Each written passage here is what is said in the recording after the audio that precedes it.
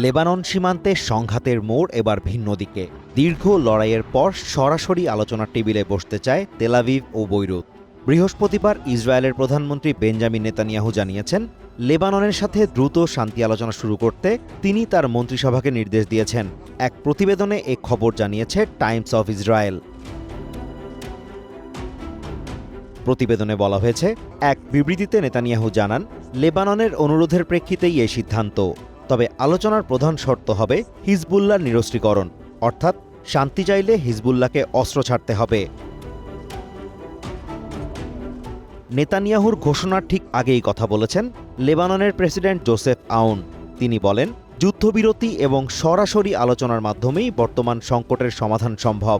আন্তর্জাতিক মহলেও এই প্রস্তাব ইতিবাচক সাড়া পাচ্ছে বলে দাবি করেন তিনি। লেবাননে গত ২ মার্চ থেকে শুরু হওয়া ইসরায়েলি হামলায় প্রাণ হারিয়েছেন অন্তত ১,৭০০ মানুষ। গৃহহীন হয়ে পড়েছে ১০ লাখেরও বেশি লেবানিজ। ইসরায়েলের দাবি, তারা হিজবুল্লাহর অন্তত ৪০০ যোদ্ধাকে হত্যা করেছে। নাম প্রকাশ না করার শর্তে ট্রাম্প প্রশাসনের এক কর্মকর্তা জানিয়েছেন, আগামী সপ্তাহে ওয়াশিংটনে লেবানন ও ইসরায়েলের প্রতিনিধি দলের মধ্যে সরাসরি আলোচনা শুরু হতে পারে।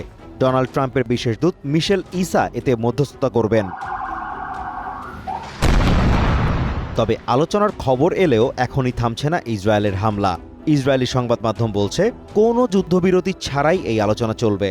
ট্রাম্প প্রশাসন হামলা কমানোর অনুরোধ করলেও বৃহস্পতিবার দক্ষিণ লেবাননে আবারও হামলা চালিয়েছে ইসরায়েল। ইরানের সাথে চলমান যুদ্ধবিরতির আওতায় লেবানন পড়বে কিনা তা নিয়ে এখনও বিতর্ক রয়েছে। তবে লেবানন চাইছে পাকিস্তানের মধ্যস্থতায় হওয়া চুক্তির অনুকরণেই ইসরায়েলের সাথে চলমান সংকটের সমাধান করতে। Azimur Rashid Kanak, one international desk.